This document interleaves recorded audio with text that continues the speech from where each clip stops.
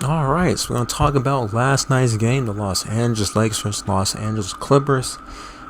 At Crypto, it was a home game for the Lakers, but even if it wasn't a away game, it would still been the same thing. But they finally end the streak. It's been around almost 3 years since they have beaten the Clippers. And the last time they did was right before the bubble and in the bubble. So it's been around 3 years. They win the game 130 to 125. Game goes to overtime, shootout. A lot of tough shots hit from Kawhi Leonard and Paul George throughout the entire game, but especially just Paul George in the fourth quarter. I believe he had like 25 points in the fourth quarter, maybe like 22. Incredible. And of course, he's the one that sent the game to OT because he got fouled by Cam Reddish on the 3-point jump shot, makes all three. Game goes in overtime, and I know even though that Cam Reddish fouled him, sent the game in overtime.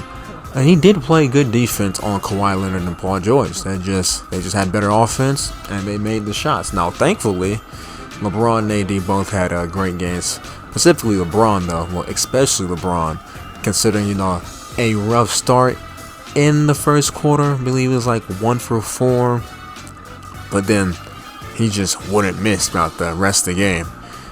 He made 3 threes, made a bunch of mid-range shots, got an alley-oop dunk from Austin Reeves. He had a breakaway dunk, not really a breakaway dunk. His shoe came off. This was like in this first half, right, going in the second half. Shoe came off. He's in the backcourt, putting his shoe back on. He sprints back into the play, gets a dunk that way.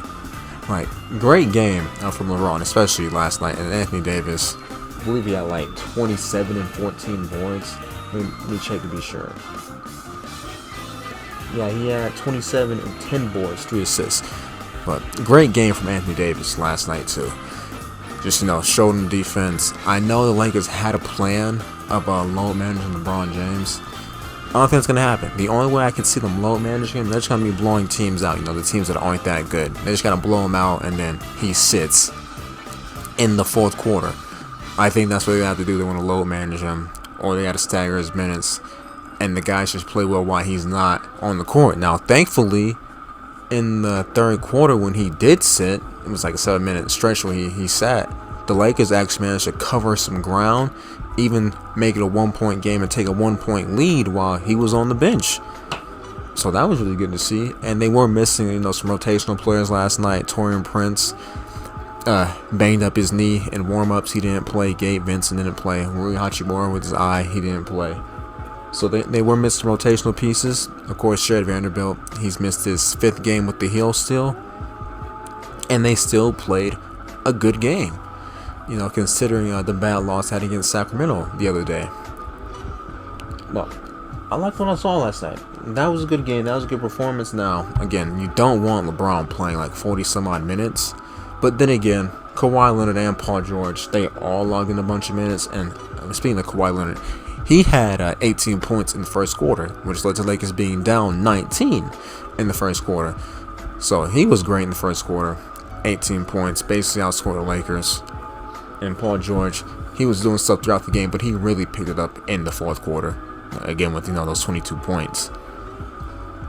But I was glad to see, all the stars play.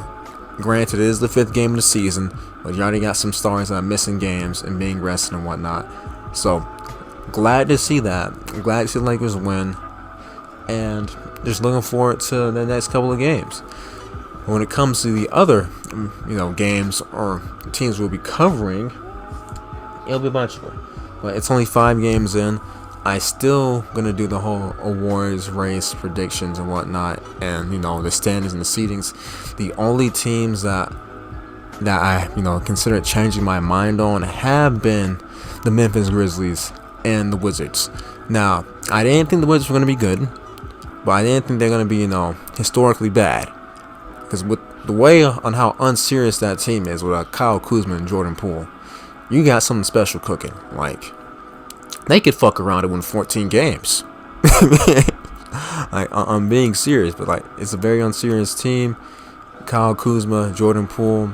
Jordan Poole threw a lob off the glass to Kuz, and they were down 19. Well, they cut it down to 19.